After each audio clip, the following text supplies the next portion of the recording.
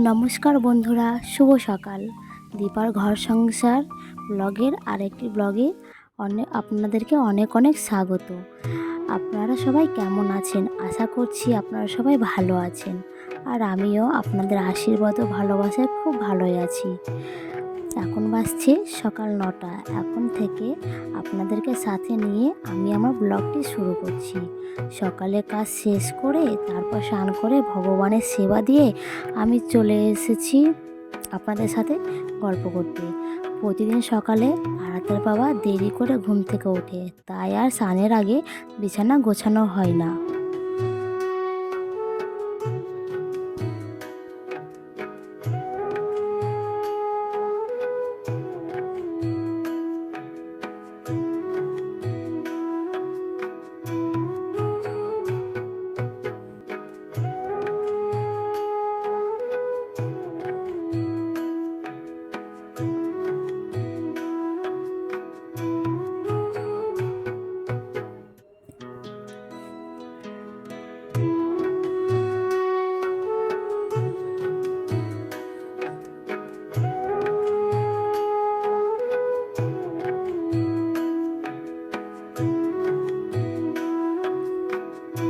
দেখবেন, ঘরের যদি বিছানাটা ভালো করে গোছানো থাকে তাহলে ঘরটা এমনিতেই গোছানো ও সুন্দর মনে হয়।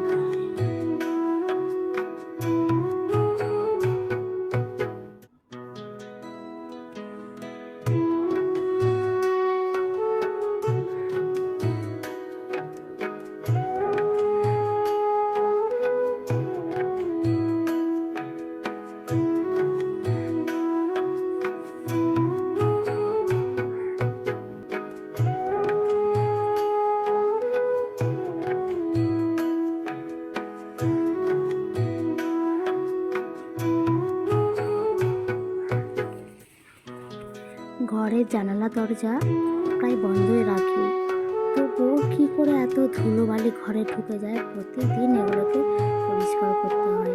আর এখন তো গরম পড়েছে, তাই মনে হচ্ছে যেন আরোই বেশি ঘরবাড়ি নোংরা হচ্ছে।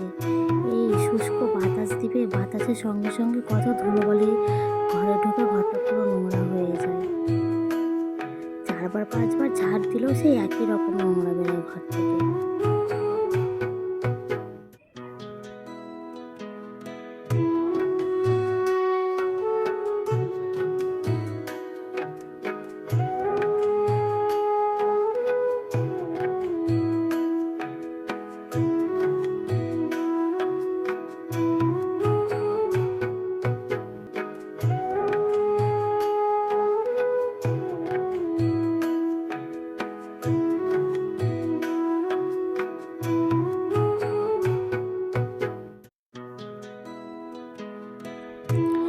ঘর গুছিয়ে পরিষ্কার করে এখন আমি চলে এসেছি রান্নার জোগাড় করতে। আজ মোচার ঝাল রান্না করব। জানেন, এর আগে আমি কোনো দিন মোচা কাটিনি, এই প্রথম মোচা করছি। জানি না কেমন হবে। এদিকে মোচাটাকে সেদ্ধ করছি আর একদিকে ডাল রান্না করতে করতে আমগুলো কুটে নিচ্ছি।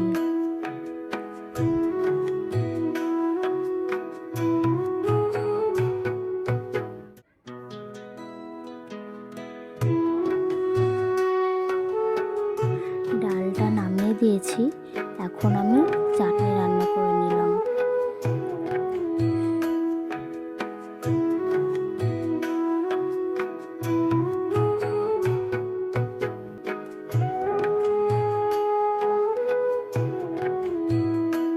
এই আমের সিজনে আমাদের বাড়িতে আম রান্না হবে না, সেটা কখনো হয়? আমের চাটনি বা আম ডাল বা যাই হোক কিছু একটা আমের করতে হবে। এদিকে আমি আমের চাটনিটাকে নামিয়ে দিয়ে মোছার ঝালের আলুগুলো তেলে দিয়ে দিয়েছি। এখন আমি মোছার ঝালের জন্য বাটনা বেটে নিচ্ছি।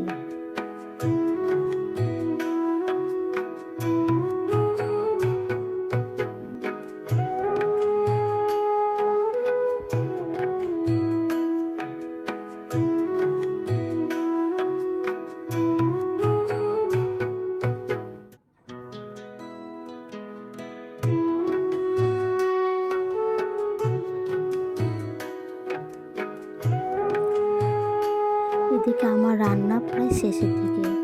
এখন শুধু ভাতটাই একটু হবে, ততক্ষণে আমি গ্যাসটাকে মুছে রান্নাঘরটা পরিষ্কার করে নেব।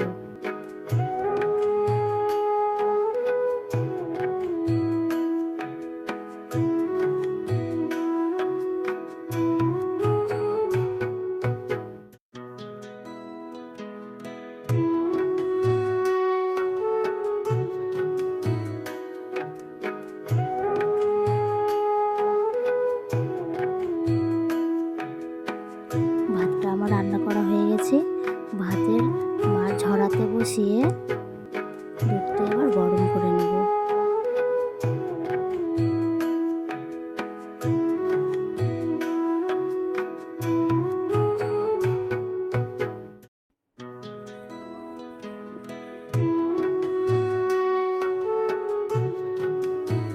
ততক্ষণে আপনাদেরকে দেখিয়ে দিই আমার রান্নাগুলো। আমের চাটনি আর করেছি কাঁচকলা ভাজা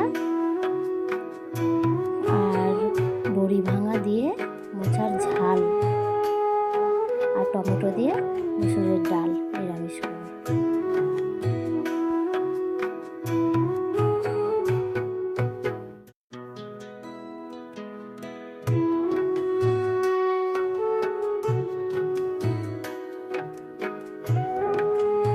রান্নাঘরে কাজ শেষ করে বাইরে এসে দেখছি বাবা ঠাকুরের কাজ করছে, প্রতিমা তৈরি করছে।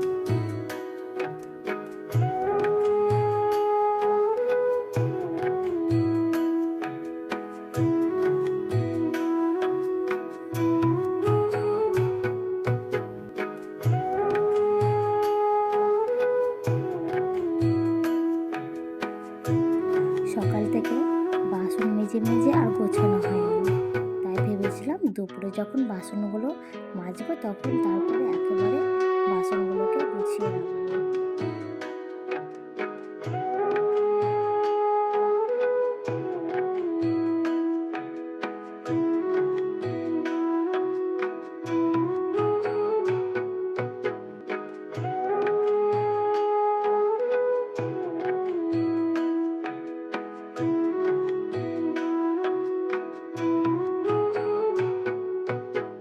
দুপুরে খাওয়া দাওয়াটা আর আপনাদের সঙ্গে শেয়ার করলাম না। বিকেলে একটুখানি ঘুমিয়ে নিয়েছি, তারপরে ছাদে চলে এসেছি গাছগুলোকে জল দিতে। এত গরম পড়েছে আর এত রোদের তাপে একদিন যদি গাছগুলোকে জল না দেওয়া হয় তাহলে গাছগুলো পুরো শুকিয়ে যায়।